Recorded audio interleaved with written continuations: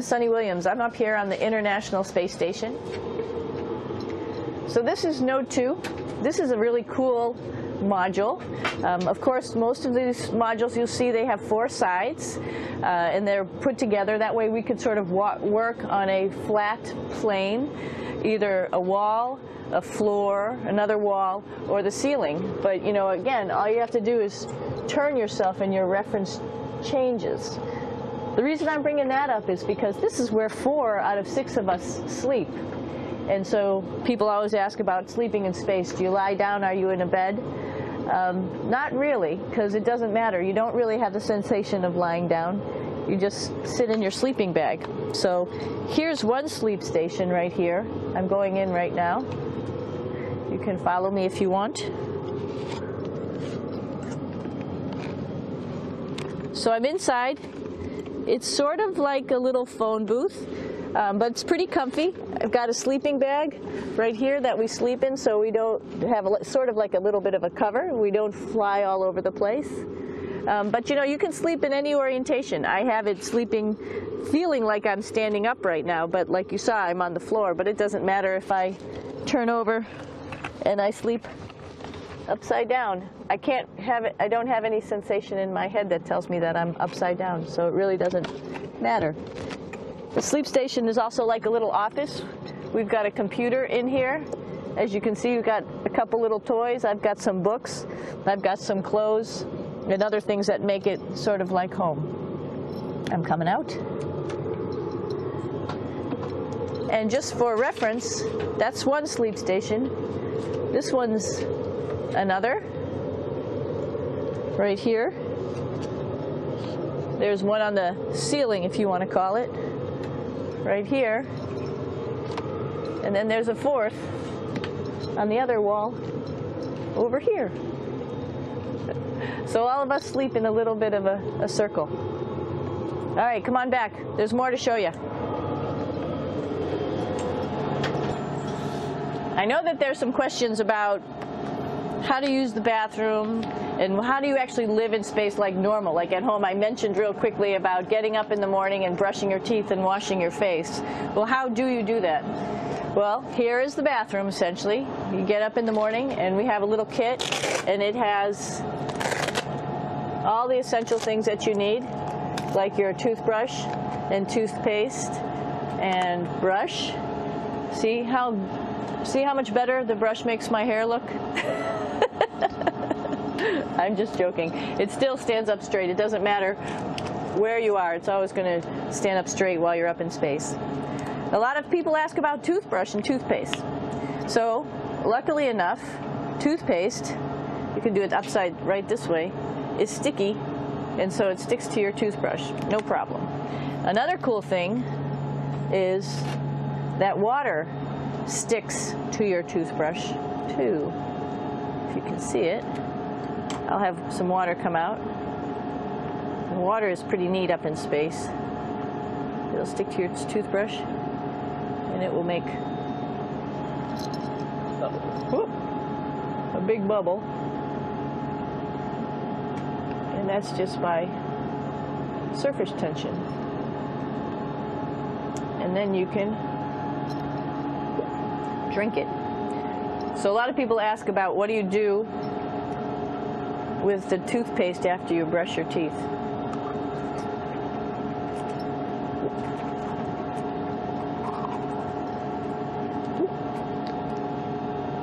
Two options. Swallow it, and it's sort of like mouthwash, but it tastes a little gross. Or you can just spit it out in a paper towel, and then you don't have to worry about it. Swallowing thing I wouldn't recommend at home. I'm only up here for 4 months, so it's not that bad. One of the most pressing questions about living in space, of course, is the bathroom. So let's take a look at that little piece of work. Come on in.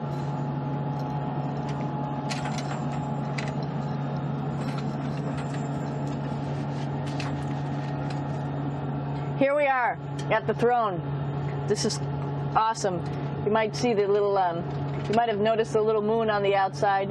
This is our orbital outhouse right here.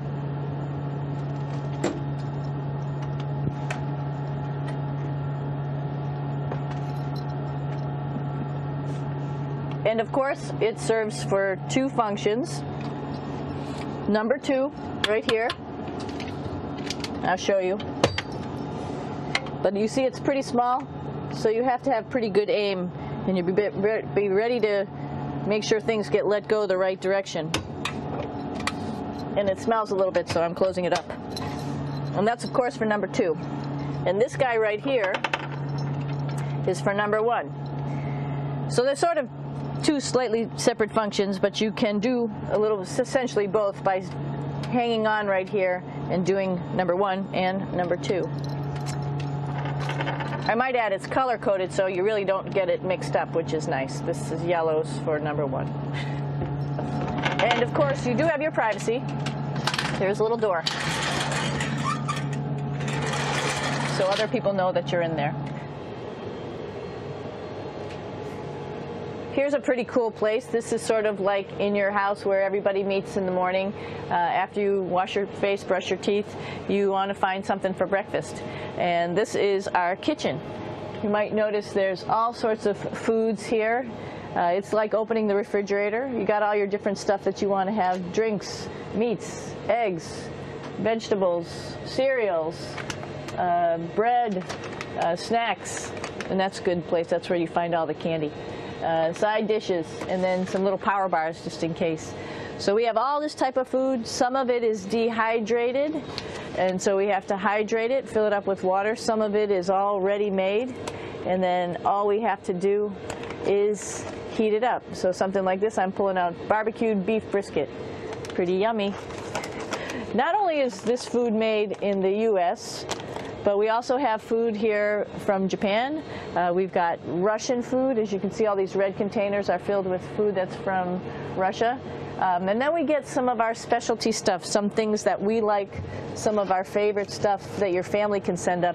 In fact, I like fluffernutters, and so I got sent up some fluff so I could make my fluffernutter with peanut butter. So you have a lot of food up here, no problem. Right behind me is actually the hatch that you go out into space. And right now we have it filled up with a couple other spacesuits because we've got 4 of them up here and some of our tools. But right behind here is the hatch in which you actually go right outside into the vacuum of space. The spacesuit is pretty big, as you can see. It's like being a football player. Part of the reason it's so big and bulky is because of this backside, this backpack. It's like going on a hike with a backpack, but the backpack and the suit weighs about 300 pounds. Luckily in space, nothing really weighs anything, so you don't feel that it's so heavy. But we need to have such a big suit because that guy back there is essentially the heart of the spacecraft. I call this actually a spacecraft. It has all the oxygen for you. It has all the carbon dioxide removal system for you. It also has a heating and cooling system to make sure to regulate our body temperatures while we're outside. It also has a computer, so it tells you on a display here if there's anything that's going wrong with the suit, if we're running out of oxygen, if we have too much carbon dioxide, or any type of electrical problem. So it's a pretty awesome little spacecraft, and actually got to go out, use my little spacecraft a couple times, and it worked like a charm. Lucky that it works very nice. You might want to see what the helmet looks like. It's pretty cool too. We don't usually go out like this, so you usually can see when the helmet's open. So you can see what it looks like inside. Somebody's little head would be inside of here. So you can see, you can turn your head all the way around while you're inside of there, but the helmet stays still. So that's determines how far you could see. And it's usually pretty sunny out there, so we have to wear our sunglasses, and this is our sunglasses right here, which make you look pretty cool.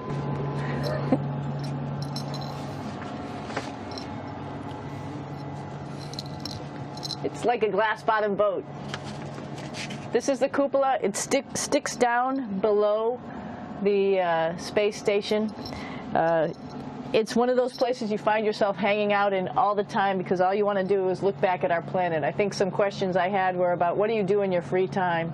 And you can't help but want to just come to the cupola and look outside as much as you can. And a lot of folks, I play this game with myself about where we're flying over the Earth. Try to come in here and just guess. After being here for a little while, you can sort of figure it out. You can tell different cloud types over different continents. You can tell different soil types over different continents. So let's see. And then, of course, there's a lot of ocean. So usually we're over the ocean at first glance. I will tell you in just a moment where we are.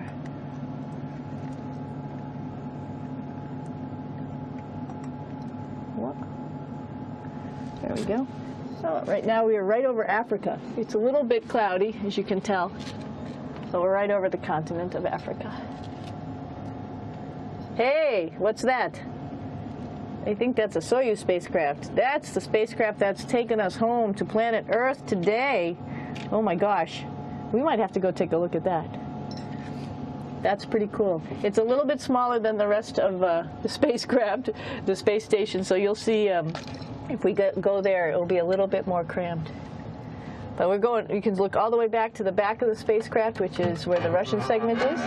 And then you could look all the way forward to the front of the spacecraft, where the Japanese laboratory, the European laboratory, and the American laboratory are. And then back to the solar arrays where we started this morning when we were looking out the Japanese window.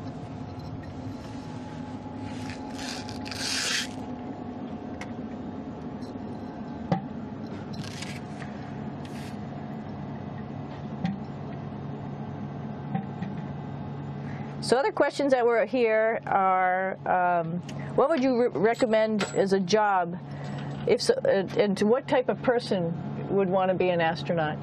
I think people who would like to explore, of course people who like math and science, that's what this is all about. We have people in the office who are doctors, teachers, veterinarians, engineers, pilots, so all sorts of people become astronauts. And I think if you see, it's just sort of cool, so I think people who like to do a little adventure and like to do cool stuff probably usually become astronauts.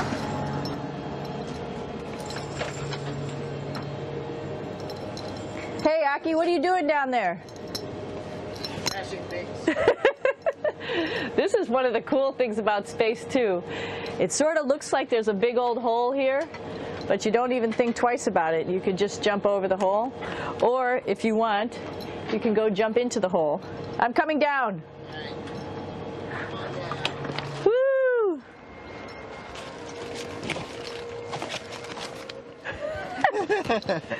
Then you can come right back up again, like Superman.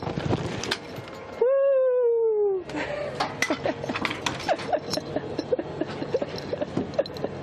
We're lucky we have a really cool big space station that you can fly around in. That's actually called the PMM. You might have saw it out the window. It's a big silver canister. What's really great about that is it's essentially our closet in our pantry or whatever you want to call it. We have extra food down there. We have extra clothes. We actually throw the trash out down there. So it's nice and organized, and we have all of our stuff that we need while we're working in all these other modules all stowed in this location down here. And it's a lot of fun. Here we are to play in the heart of the space station, really. This is the service module. This is the central post. In case we had any problems, I know a couple of the questions were about what type of things do you have to worry about. And some of the things we have to worry about in space are fire. If we had a fire, if we had a depressurization, like we were hit by a micrometeorite and it made a hole, or if we had some type of toxic atmosphere. We use ammonia for our radiator, so there is a possibility that ammonia could come into the vehicle, and then it would be bad for all of us. If we have any of those problems, we come right here, which we call the central post. It is the main heart of the space station. It was also the first computers that came up here that ran the space station. And so behind this wall right here are these main computers. So we gather here as a group of 3 or 6 and then figure out how we're going to either fight the fire, patch the hole, or solve the toxic spill. And what's cool about this module, of course, it's the central post. It also has great windows right down toward Earth. It has controls to fly in visiting spacecraft if they need some assistance right here. It has Russian computers as well as American computers to help us control anything we need to on the space station. Coming down.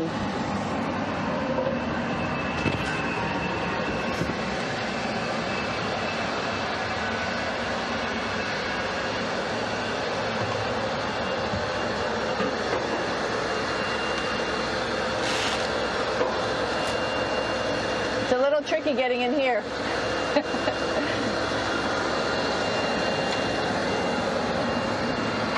This is the docking probe right here, this big thing. This helps us connect to the spacecraft. This probe actually sticks into this cone, and that's how the spacecraft, our Soyuz, becomes connected to the ISS initially. That is then replaced by clamps, which are around here, that will allow the two spacecraft to be stuck together. And then you can remove the probe and the cone.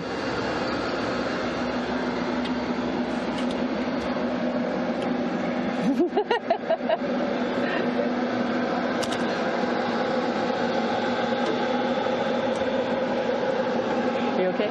All right, so here we are in the Soyuz. This is what we call the BEO, the living compartment, Bytovoy Otsek in Russian. It also has a little bathroom. It's not as good as the other bathrooms, so we try not to use it too much. It has drinking water in it if we need something to drink. And then, of course, it's filled up with a lot of cargo for us. Bringing up and also bringing back down. It has a second purpose when it comes back to Earth. It serves as a garbage container.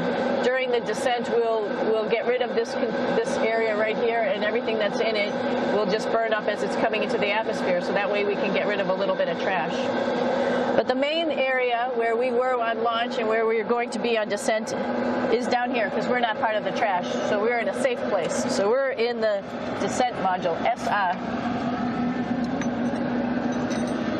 It's a little small, but you can get in.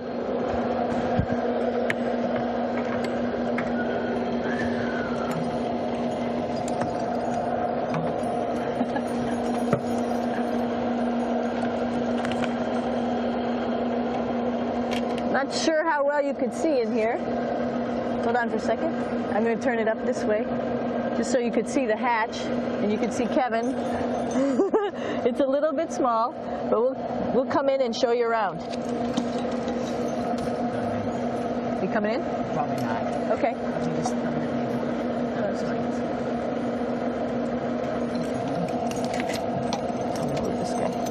Got to move a couple things. We were just starting to get ready. We're preparing a couple days ago for our ride home. It's a little bit squishy, but everybody asks, how do you sit in the Soyuz? And you sort of sit in your seat like this.